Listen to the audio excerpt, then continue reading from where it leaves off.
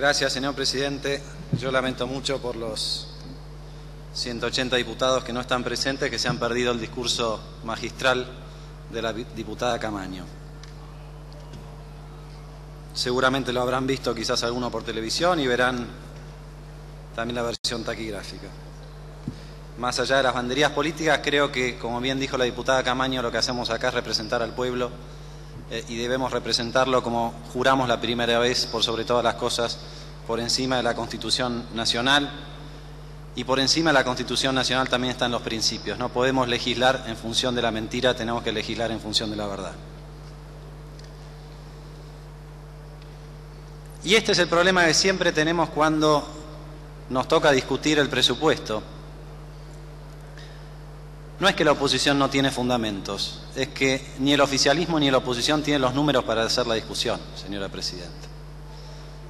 No solamente porque en esta Cámara de Diputados no hay, como venimos reclamando hace tanto tiempo, una oficina independiente de presupuesto en la que se puedan analizar los números de manera concienzuda, sino porque, como es sabido, bien decía la diputada Camaño, no hace falta ser abogado para interpretar ese artículo de la Constitución, no hace falta ser economista, ni estadista, ni contador, ni ingeniero para saber que el INDEC nos miente sistemáticamente todos los días, señora presidenta. Entonces, cualquier presupuesto que esté fundamentado o construido a partir de los números del INDEC no es ni siquiera una libreta de almacenero, señora presidenta, con todo el respeto que se merecen los almaceneros. Si yo le diera este presupuesto a uno de mis hijos y les ofreciera el ejercicio de qué número te sorprende en este presupuesto, hay un número, y con este número quiero empezar, que surge a la vista por encima de cualquier otro. Vean ustedes las planillas. No voy a llegar al detalle de los 5.000 pesos para el proyecto de FAL. Vean las planillas. El número que surge casi saltándolo a nuestra vista es el número de servicios de deuda pública. Es el renglón de mayor aumento en el presupuesto 2014. 73,2% es lo que prevé el gobierno de aumento en el pago del servicio de la deuda. El resto del gasto aumenta un 15,5%. Eso sí, servicio de deuda, 73,2%. Bien lo dijo la diputada Camaño, en salud 10,9%, en educación más o menos lo mismo. Eso sí, servicio de la deuda 73,2%. Pongámoslo en pesos para que se entienda mejor. 77.212 millones de pesos es lo que prevé el gobierno de la Nación erogar el año que viene para estar al día con los servicios de la deuda, que nos viene diciendo sistemáticamente que es cada vez más baja. Acá empiezan las contradicciones, señora presidenta. Esta es la belleza del presupuesto, que como en el presupuesto está todo, de tanto mentir terminan apareciendo y desenmascarando ellos mismos las mentiras que querían esconder.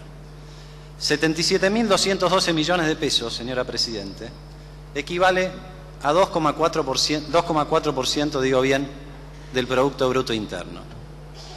Y quiero mencionar esto porque en la única sesión en la que se discutió el presupuesto, a la que asistieron los funcionarios, el secretario Kicillof y después el presidente de la Comisión de Presupuesto y Hacienda se autocongratulaban de lo bajo que son justamente las erogaciones del servicio de la deuda. Y comparaban, ¿por qué no?, con la década de los 90. Kicillof incluso se tomaba el trabajo con mucho cuidado de arrancar en el 2001, que fue el peor año, donde más intereses se pagaron por el megacanje y por todo lo que nosotros conocemos. Pero la realidad es que cuando uno toma en promedio la década de los 90, no como parámetro, sino como la vara a la que seguramente no queremos volver, se pagó en promedio 2,3% del PBI durante todos esos años de intereses y servicios de la deuda. Este presupuesto propone 2,4% para el año que viene. Vale decir, como lo ha venido haciendo en los últimos años, este gobierno paga por servicios de la deuda más de lo que se pagó en promedio durante los años 90. Entonces, no nos digan más el verso del desendeudamiento, porque ustedes mismos vienen al Congreso de la Nación a pedir autorización para seguir pagando niveles de servicio de la deuda que no se pagaron ni siquiera durante los 90.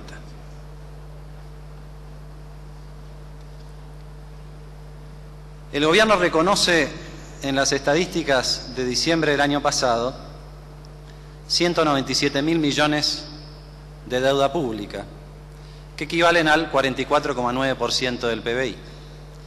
Y se enoja cuando nosotros le decimos que esos 197.000 millones son más de los que había cuando ellos asumieron, son más de los que tendrían que haber si efectivamente hubiera habido la quita de la deuda que ellos dicen que hubo, y siempre nos llevan a comparémoslo con el PBI. Muy bien, ese número es del 44,9% del PBI. Pero como ustedes bien saben, excluyen al dolor de cabeza que ahora tiene Argentina, que son los bonistas que quedaron fuera del canje, y a los que la propia Cristina Kirchner dijo ayer que les iba a pagar.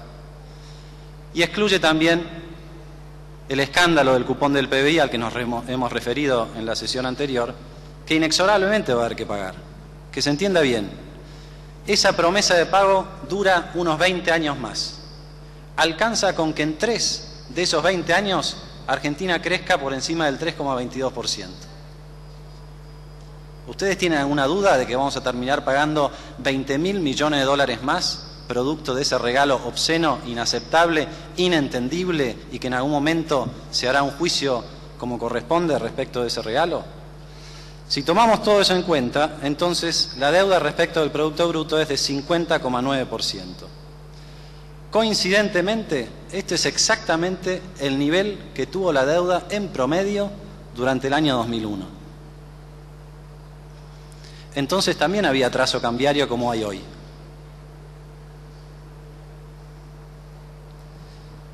Lo quiero dejar esto como un punto de partida a lo que creo tendríamos que estar discutiendo más allá del presupuesto, que es qué herencia va a dejar este gobierno en el 2015, señora Presidenta.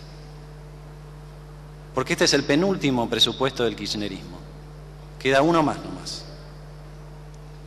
Y después del kirchnerismo vendrá otro gobierno, y ese gobierno se va a tener que hacer cargo de las mentiras y de la realidad. Y esto ya lo dijimos en la discusión de la última sesión acerca del canje. Este es un gobierno que paga cada vez más y paradójicamente debe cada vez más. Y que en este presupuesto, por más esfuerzos que hizo en otras discusiones, en este presupuesto no lo ha podido ocultar. Servicios de la deuda es el gasto, como ya dije, que más crece en ese programa de gobierno que nos ofrece el Frente para la Victoria para el año que viene. Consume un 9% del total del presupuesto. Es el tercer gasto de las 22 jurisdicciones, si vean la tabla correspondiente. En ese ranking aparece tercero servicios de la deuda. Muestra quizás cuáles son las prioridades del gobierno nacional. Y en servicios de la deuda, el año que viene, según este presupuesto, se va a estar erogando casi 2 veces el equivalente al presupuesto en salud y casi 2 veces el equivalente al presupuesto de educación.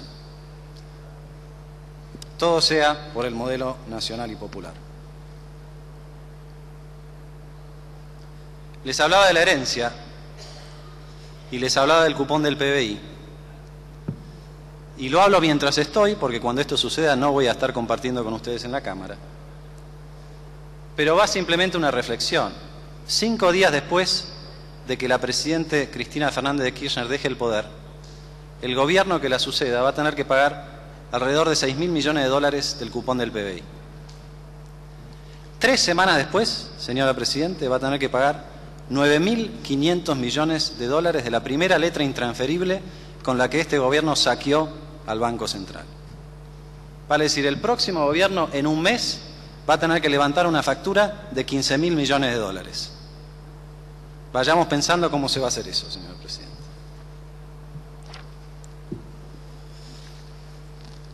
El diputado Feletti nos hablaba de la fenomenal posición externa que tiene ahora el gobierno argentino. Y nos explicaba cómo, gracias a que se cerró la cuenta capital, Argentina está tanto mejor que otros países del mundo. Yo quisiera explicarle al diputado Feletti que lo que cerró Argentina es la entrada de capitales, no cerró la salida de capitales. Y no la cerró porque el principal agente económico que saca los dólares al exterior es el Estado de la Nación. En este presupuesto nacional se le pide al Congreso que autorice al Tesoro de la Nación a llevarse otros 10.000 millones de dólares del Banco Central. Pagamos cada vez más, debemos cada vez más, y como nadie nos presta, inventamos el verso del desendeudamiento como si fuera una virtud, para pagar cash en efectivo todos los años y para ir de a poco desangrando lo poco que quedaba en el Banco Central. Decía el miembro informante del oficialismo: el esquema macroeconómico nos protege de los vaivenes del mundo. Y elegía 3 países como ejemplo. Claro, los números se tiran así al azar, y si no se los contextualiza, si no se los pone en un marco, capaz que alguno distraído termina creyéndole al diputado Feletti. O, en su defecto, al secretario Axel Kicillof. Si ustedes se toman el trabajo de ver la filmina número 111, no fue la última, aclaro. 111 filminas nos trajo Axel Kicillof en una presentación de más de 3 horas. Ahí nos explican qué barbaridad lo que ha pasado en otros países. Por ejemplo, dice: aun cuando Brasil, India y Rusia representan elevados niveles de reservas internacionales en relación al Producto Interno Bruto, están entre los países que más reservas internacionales perdieron por la nueva coyuntura global. Entonces nos muestran Brasil, 10.000 millones de dólares, India cayeron 17.000 millones de dólares, Rusia cayeron 30.000 millones de dólares, y se presume que nosotros nos tenemos que agarrar la cabeza y decir: qué barbaridad, qué suerte que no estoy en Brasil, qué suerte que no estoy en Rusia, qué suerte que no estoy en India. Claro, si uno se toma el trabajo de seguir leyendo, dice: en efecto, el saldo de las reservas internacionales cayó desde abril 2,4% en Brasil, 4,5% en India y 4,8% en Rusia. Quiero concentrarme un segundo en esos números, porque si no la comparación es incompleta. En lo que va del año, esas han sido efectivamente las caídas de reservas en Brasil, Rusia e India, aquellos países que cometieron el error de querer integrarse al mundo y que ahora están pagando esa integración al mundo con una caída de reservas. Yo le pregunto a usted, señora Presidente, es una pregunta retórica, por supuesto, ¿sabe usted cuánto cayeron las reservas de la República Argentina en lo que va del año 2013? 14,8%. Si queríamos protegernos de lo que le está pasando a Rusia, Brasil, India, tuvimos el resultado 3 veces peor de lo que les está pasando a ellos. ¿Sabe usted cuánto cayeron las reservas desde esta invención extraordinaria del secretario de Comercio Guillermo Moreno, que iba a resolver todos los problemas con un cepo cambiario? 23,6%. ¿Y por qué es esto relevante, señora Presidente? Porque en este presupuesto se nos propone que el año que viene caigan las reservas un 28,6%. Porque no es cierto que hay superávit de cuenta corriente, como nos quería decir el diputado Feletti. Hay balance comercial de mercancías, pero todo se va por la vía de los servicios, más específicamente por la vía del turismo, que es el principal resultado de esa maravillosa idea que tuvo Guillermo Moreno de restringir el acceso a los dólares. La Argentina del cepo cambiario y la del desendeudamiento elige perder más reservas que cualquier otro país del mundo. Y esto no es un accidente, como le puede estar pasando al resto del mundo. Es por diseño de la política económica, que es lo que debiéramos discutir y qué es lo que debiéramos cambiar. El diputado Feletti hablaba de corrida especulativa en otros países de la región. Bueno, en Argentina somos el único caso del mundo en el que la corrida especulativa la produce el propio gobierno nacional. Fíjense qué extraordinario, es el modelo nacional y popular. podemos hacer una comparación. Y realmente me quiero detener en este punto porque creo que la discusión del presupuesto, más allá de las dificultades que planteaba la diputada Camaño, nos ha permitido conocer sin ocultamiento cuáles son las inconsistencias del modelo. Y la inconsistencia a la que me estoy refiriendo ahora es que se nos dice que estamos muy bien en sector externo y evidentemente es todo exactamente al revés. Desde octubre del 2011, que es cuando vino esta genialidad de Moreno del cepo cambiario, les decía, Argentina perdió el 23,6% de sus reservas. Vale decir, el cepo no evitó la devaluación que nos decían que iba a evitar, ya se está devaluando a un ritmo del 35% anual. Tampoco evitó la caída de reservas que había sido muy fuerte y que siguió siendo fuerte. Solamente 5 países, señora Presidente, 5 países de más de 180 países en todo el mundo perdieron más reservas que Argentina desde el cepo cambiario hasta hoy, desde octubre del 2011 hasta ahora. Y me voy a permitir leerle quiénes son esos países. Irlanda, Chipre, Ucrania, Egipto e Islandia. Estamos apenas mejor que todos esos países que tuvieron la crisis económica, social, política, financiera que todos sabemos que tuvimos. Todos sabemos que tuvieron. En esta misma tabla hay ganadores. Si miramos la evolución de las reservas de esos más de 180 países en lo que va de este año, entre los primeros 10 puestos hay 5 países latinoamericanos: Costa Rica, Colombia, Uruguay, Honduras y Perú. A ellos no se les cayó el mundo encima, señora Presidente. Ellos tuvieron incrementos notables de reservas. Pero ¿sabe usted, señora Presidente? Y esto realmente yo lo encuentro muy curioso y espero que no haya ninguna conexión entre el tope del ranking y el fondo de la tabla.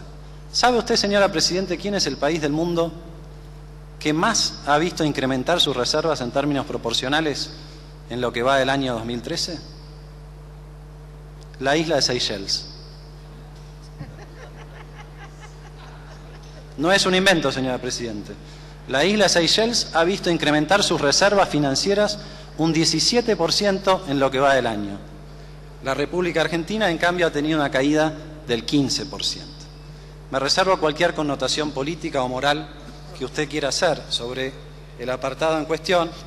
Lo que sí quiero marcar en la línea argumental que quiero plantear para hoy es que si este año nos piden 10.000 millones de dólares para el verso del desendeudamiento y el año que viene vuelven con el mismo esquema, lo que le van a dejar al próximo gobierno son menos reservas que las que tenían cuando asumieron en el 2003.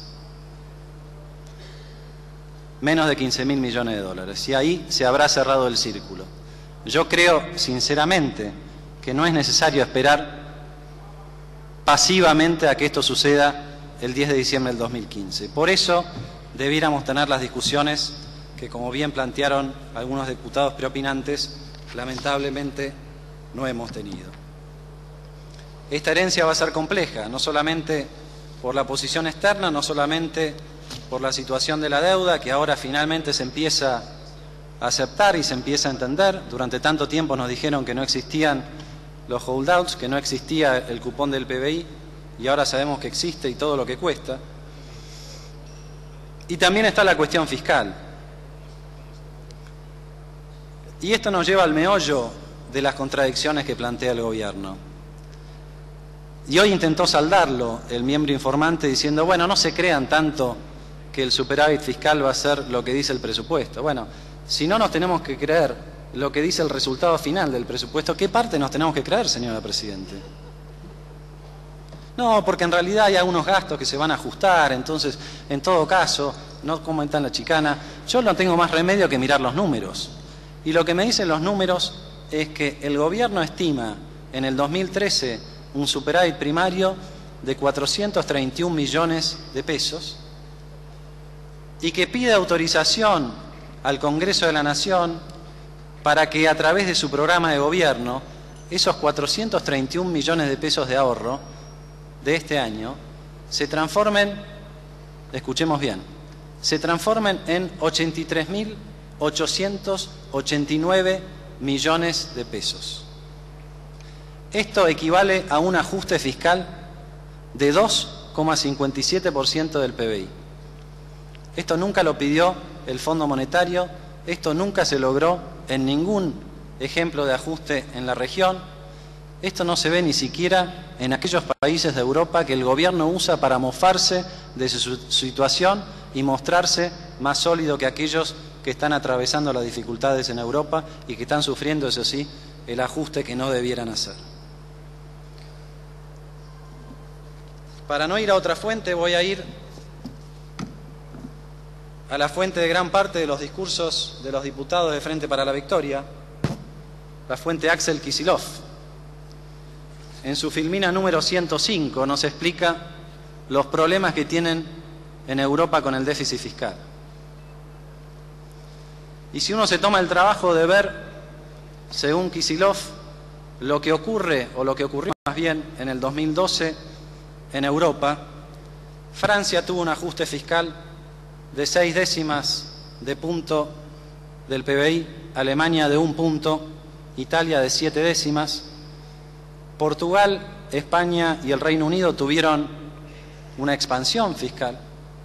El único país de esta tabla que tuvo un ajuste fiscal superior al que propone el Gobierno Nacional para Argentina en el 2014 fue Grecia.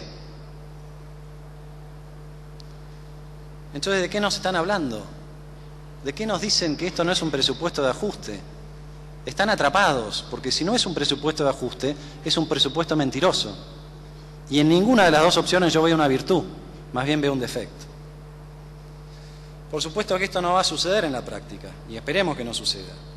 Y es bastante obvio que hay muchas cosas que están subestimadas por el lado del gasto. Pero eso no nos permite a nosotros hacer la vista gorda y decir, bueno, siempre el gasto se va acomodando.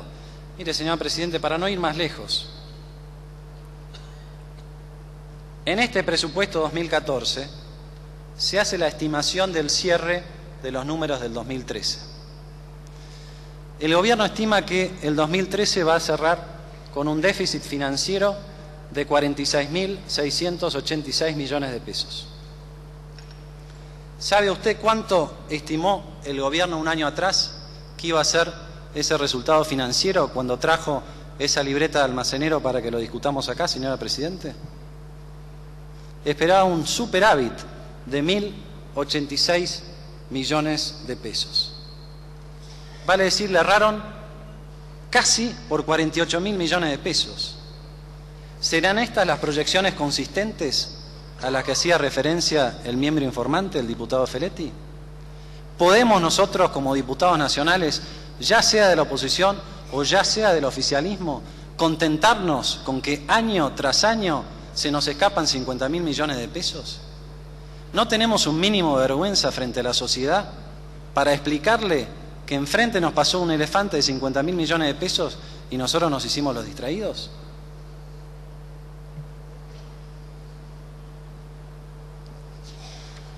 Por eso decimos que si es mentira, como creemos que es, no se puede votar.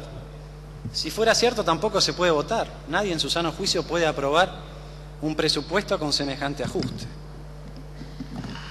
No va a ser cierto, y acá viene mi tercera cuestión de la herencia para el 2015, también tomando como fuente una filmina del secretario Kicillof, que nos muestra cómo durante la década ganada el resultado primario fue de 2,3% del PBI, esta es la filmina número 27, y que fue tanto mejor que la situación fiscal durante los 90, como si eso fuera un gran logro.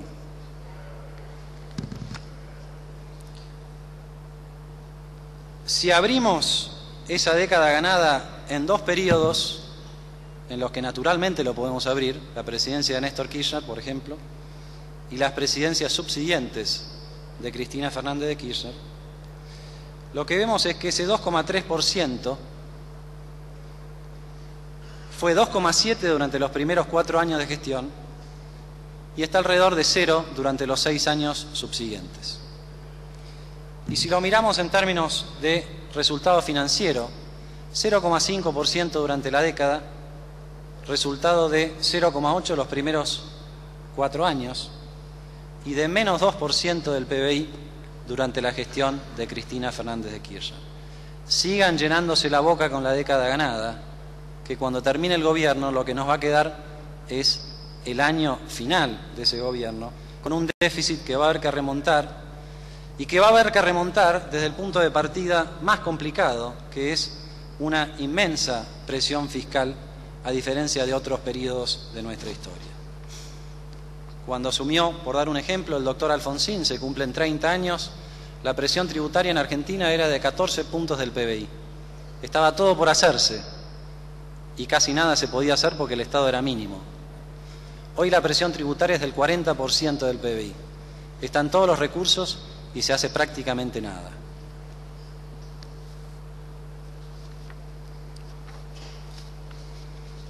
Quisiera tomarme 2 digresiones que no puedo dejar pasar, porque, como dije antes, creo que ha sido muy corta la no discusión del presupuesto este año, pero que ha sido rica en revelar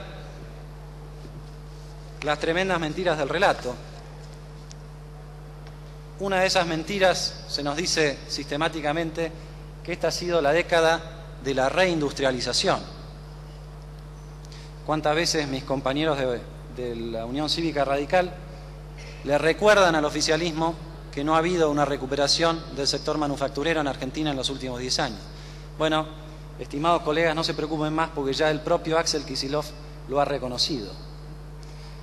Vean ustedes la filmina número 16 y en esa filmina se nos explica, al pasar se dan otras explicaciones, que Brasil está peor, que el mundo se está desindustrializando, pero en esa filmina claramente se ve que el Producto Bruto Industrial de Argentina, como porcentaje del ingreso total, es hoy inferior a lo que era en el 2003.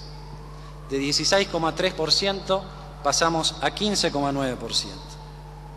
Agrego un dato mío, por si hay interés.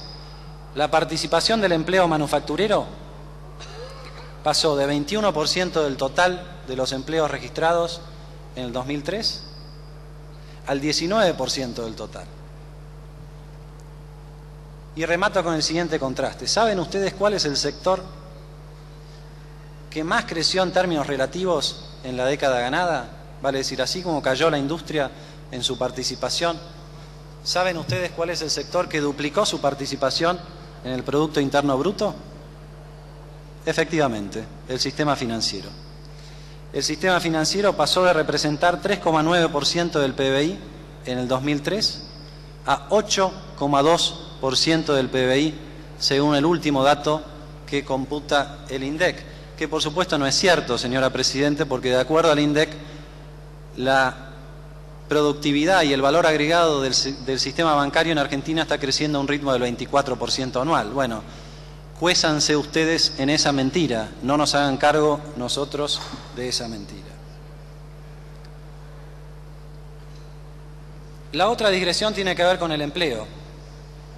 Otro gran verso del modelo, no porque no haya aumentado el empleo, que sí aumentó. Raro hubiera sido que la economía creciera lo que creció sin que aumentara el empleo. Pero porque ya llevamos varios años de discurso oficial en los que se nos dice los 5 millones de puestos de trabajo. No hay programa, no hay oportunidad, no hay entrevista en la que un funcionario no haga referencia, como lo viene haciendo hace 4 años, de los famosos 5 millones de puestos de trabajo. Son estáticos, ¿no? Porque son los mismos hoy que 4 años atrás, pero no son ciertos. Si nosotros miramos, y no lo digo yo, lo dice quién sino el secretario Axel Kicillof, en su filmina 47 o en su filmina 53, elijan ustedes cuál les gusta más. La 53 tiene más colores, pero las dos dicen más o menos lo mismo. Cuando empezó el mundo, vale decir cuando asumió Néstor Carlos Kirchner, había 4,4 millones de puestos de trabajo registrados, de acuerdo al sistema IJP. Y el último dato del 2012, oficial, el que utilizó Kicillof cuando vino al Congreso, nos muestra 7,8 millones de puestos de trabajo. Créame, señora Presidente, yo vengo haciendo esta cuenta todos los años muchísimas veces y nunca llego a 5 millones. Es más, la hice antes de venir y si hago 7,8 menos 4,4 a mí me da 3,4. No sé, quizás a Kicillof o algún otro le dé 5.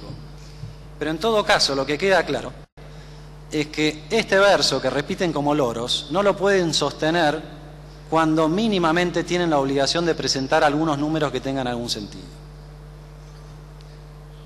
De esos 3,5 millones de puestos de trabajo, 2,3 millones se generaron durante la presidencia de Néstor Kirchner, vale decir 600.000 por año. Durante las presidencias de Cristina Fernández de Kirchner, 200.000 por año, vale decir, desde el 2007 en adelante, la creación de puestos de trabajo no alcanza para satisfacer la demanda de los nuevos entrantes al régimen de trabajo por una cuestión vegetativa.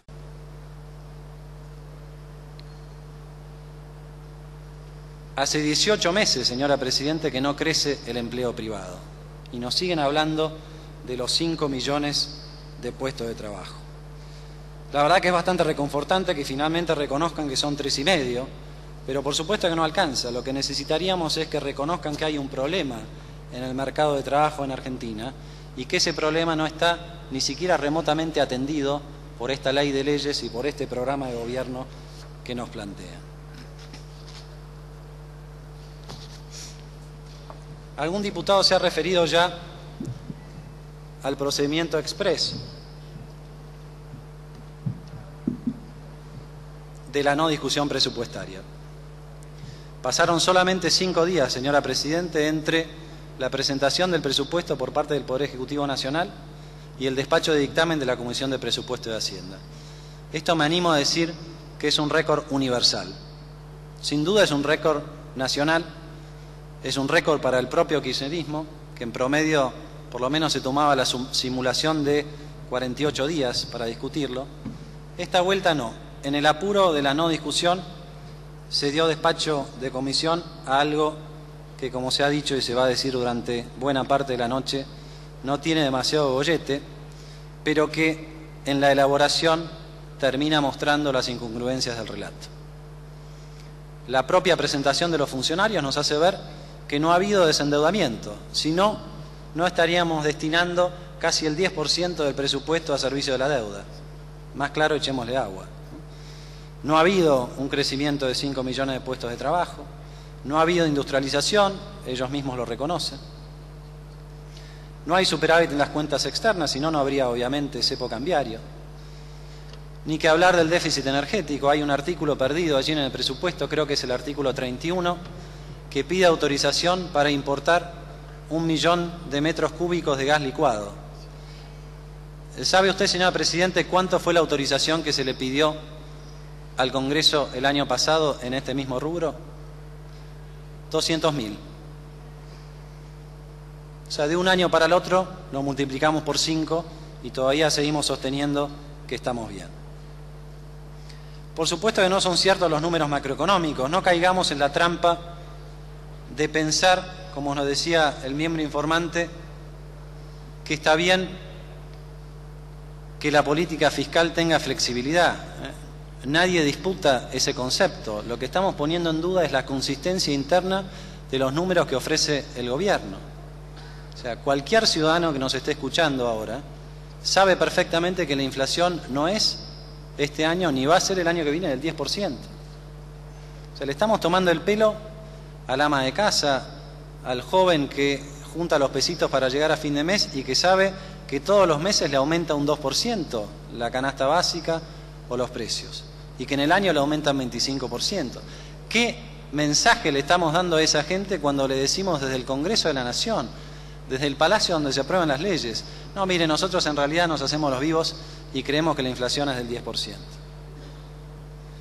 Ni que hablar lo que son las estimaciones de crecimiento. Tomando en cuenta los últimos números del INDEC del segundo trimestre, que nos hace creer que la economía está creciendo al 8%, a pesar de que no hay aumentos de puestos de trabajo. Si eso fuera cierto, para que se cumplan las proyecciones del 2013 y 2014, tendríamos que tener una recesión en la segunda mitad del año, de este año, y una explosión del crecimiento el año que viene, en medio de un presupuesto que nos dice el gobierno va a ahorrar todo lo posible para estar mejor. No hay manera de que eso sea congruente.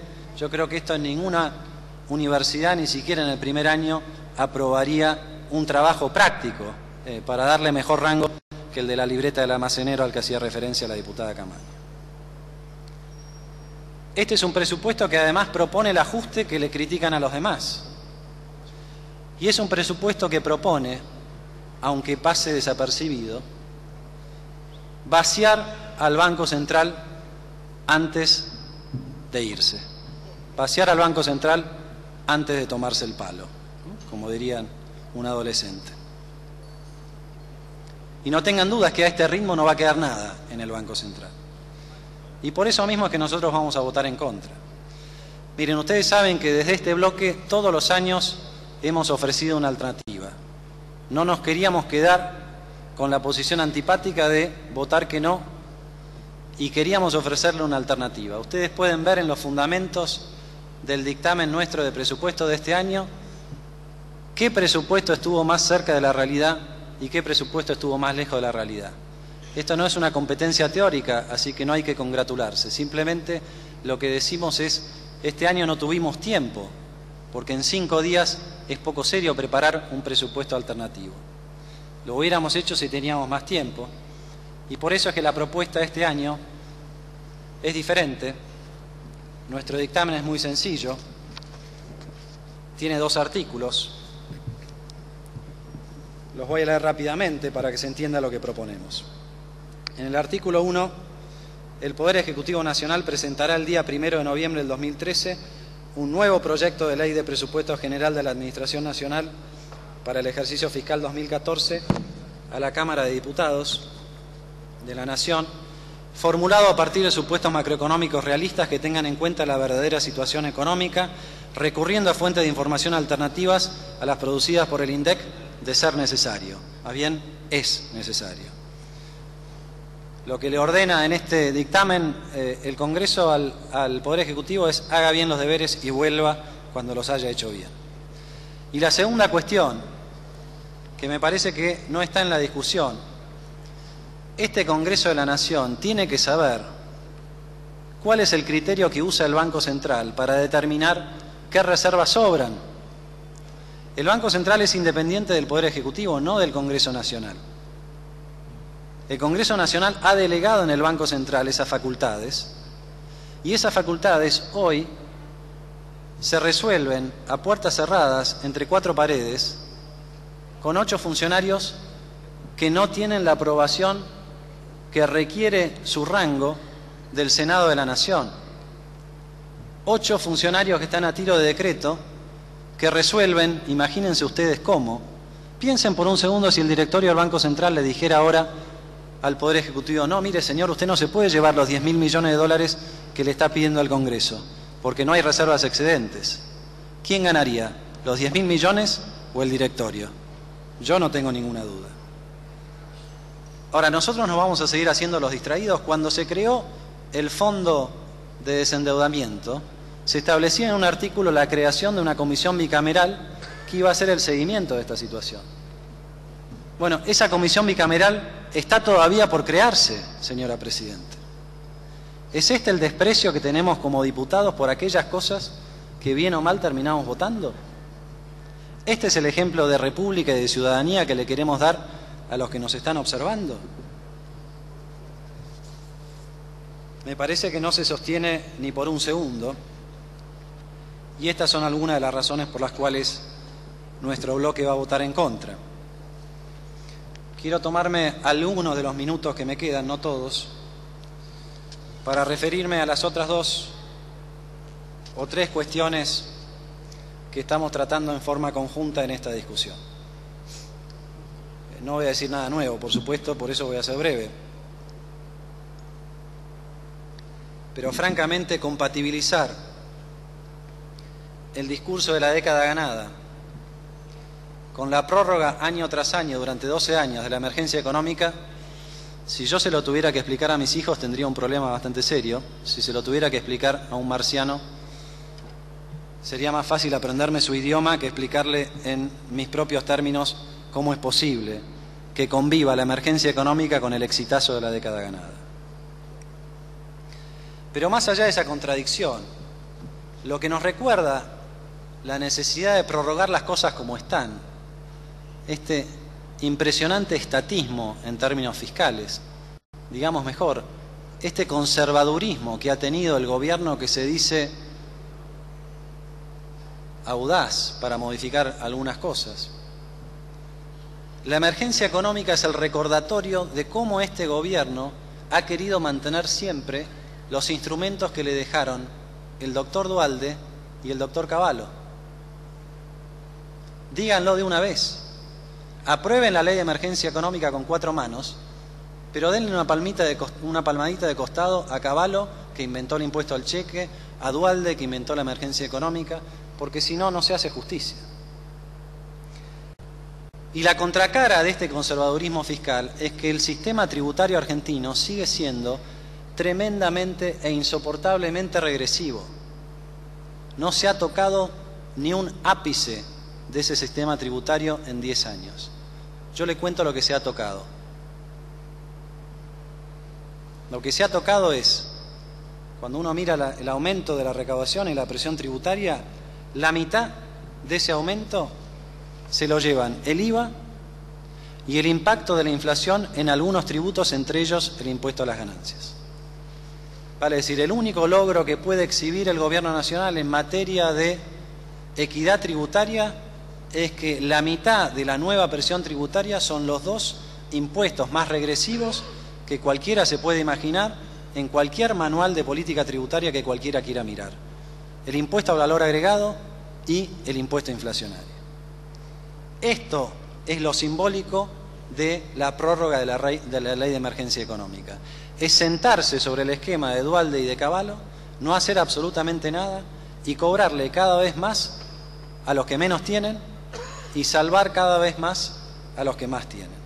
El cepo cambiario no es otra cosa que eso, señora Presidenta. Permítame decirlo, porque este dólar turista, al que se le cobra 20% de más por los gastos en el exterior, es a cuenta de ganancias. Vale decir, quien más paga impuestos a las ganancias, más acceso tiene a esos dólares baratos a los que hacía referencia el diputado Amadeo. A ellos, a los que más gastan en el exterior, mayor subsidio le estamos dando con esta idea tan extraordinaria del secretario de Comercio, Guillermo Moreno. Por supuesto que vamos a votar en contra de la ley de emergencia económica, como siempre lo hemos hecho. Respecto al impuesto al cheque, quisiera hacer algunas consideraciones. La primera tiene que ver con la cuestión constitucional. Bien lo explicó la doctora Camaño, lo planteó el doctor Gilavedra y seguramente algunos diputados que saben mucho mejor que yo de constitucional van a explicarlo mucho mejor. No hay ninguna duda de que para prorrogar la asignación específica es necesaria una mayoría especial. Podemos discutir la creación de un impuesto, la prórroga del impuesto. Lo que dice muy claramente la Constitución es que cuando a un impuesto se lo afecta de una manera diferente a lo que prevé la Constitución, no se lo puede hacer livianamente. Se lo debe hacer fundamentadamente y con una mayoría especial. Es lo mismo crear un impuesto por 2 años que prorrogarlo por 1.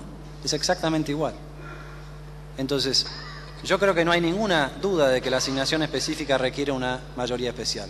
Ojalá la tengan, porque entonces no va a haber problemas.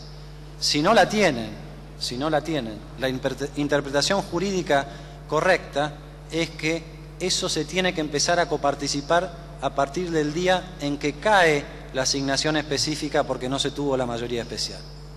A partir de ese día las provincias podrán accionar en sede judicial por aquello que les corresponde. Así que más vale que tengan el número y si no lo tienen, que discutamos de qué manera lo vamos a resolver. La propuesta que hemos hecho nosotros es la propuesta que hacemos siempre, coparticipar el impuesto al cheque.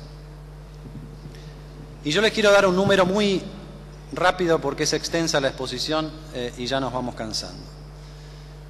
El gobierno prevé recaudar para el año que viene 70.000 millones de pesos de impuesto al cheque, que como ya se ha dicho, 15% terminarán en las 24 jurisdicciones provinciales y el 85% terminará en el Tesoro y en el ANSES, en violación de lo que dice la Constitución, de que todo aquello que no sea impuesto aduanero se coparticipa. Vale decir, hay alrededor de un 35% de asignación específica que no debiera asignarse específicamente, sino a través de lo que ya está estipulado en la ley de coparticipación. Ese 35% de 70.000 es aproximadamente 25.000 millones de pesos.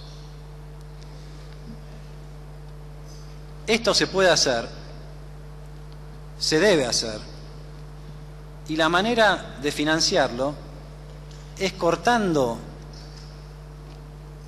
esa cadena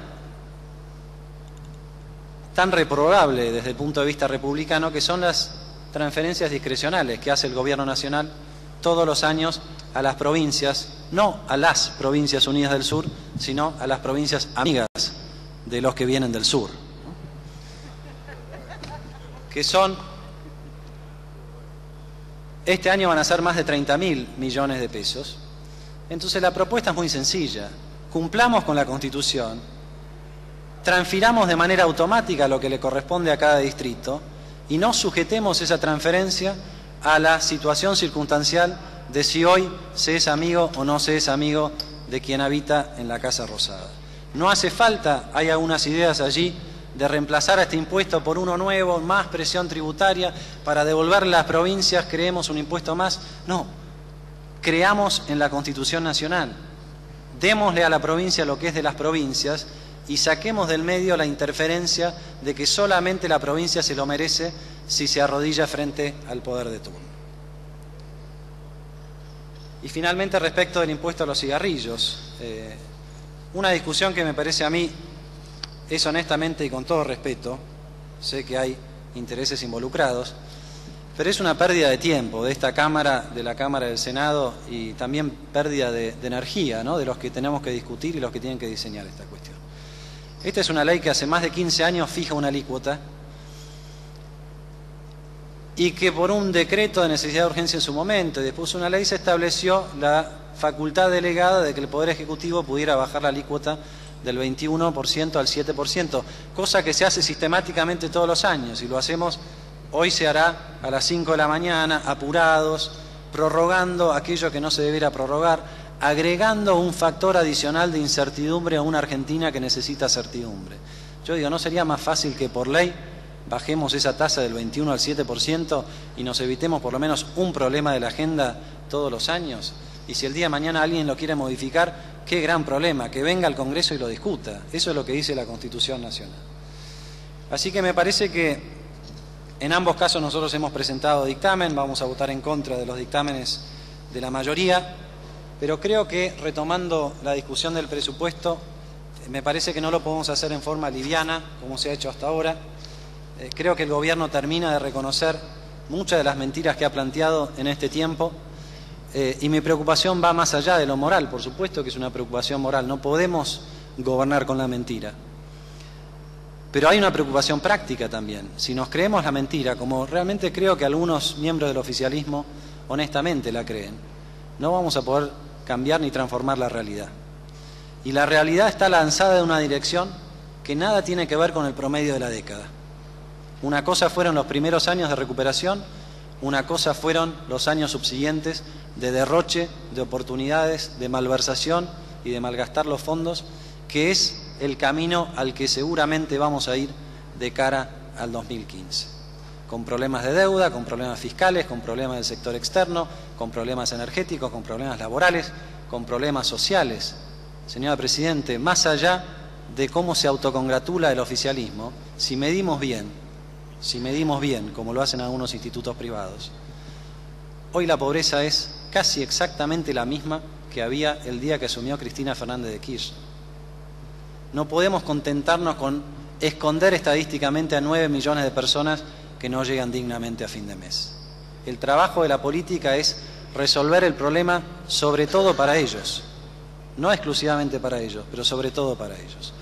Y por eso creo que la discusión presupuestaria es el emblema de lo que nos pasa hoy como sociedad y de la dificultad que tenemos para mejorar las políticas económicas.